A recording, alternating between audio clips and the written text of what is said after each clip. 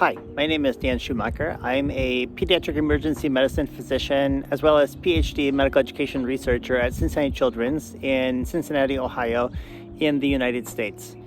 My research focuses on competency-based medical education, which of course is a very popular topic these days. But particularly, I try to drill down within the area of competency-based medical education to really look at the intersection of how our learning outcomes prepare trainees and graduates to meet the needs of patients. So to prepare them to meet patient outcomes. And that will actually be the topic of my Merit Rounds presentation, which is entitled Defining the Future of Patient-Focused Assessment, Resident-Sensitive Quality Measures, and EPAs. In this presentation, I'm going to argue how I believe entrustable professional activities, as well as quality measures, are a patient-focused way of thinking about assessment.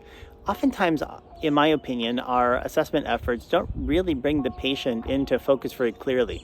And so I think that leaning into these new ways of thinking about assessment are really important to make sure that we are uniting learning outcomes and patient outcomes.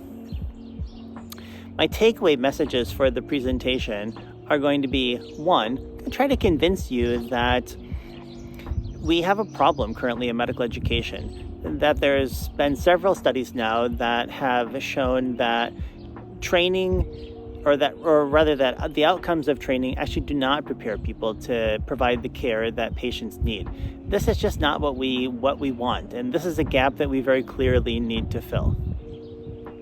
I'm also going to make the argument to you that oftentimes when I talk to people about my work, about resident-sensitive quality measures, which are quality measures that are really at the level of an individual resident, that they do or don't do to contribute to the care that a patient needs. One of the criticisms I get about this work is that care is provided by teams. This, of course, is true. Care is provided by teams. I don't disagree with that. But I see this as a both and. We graduate individuals, we certify individuals, we credential individuals. I really feel like we need to have a way to be able to pull the individual apart from the team, given the way that our education systems are set up, that do have this individual focus.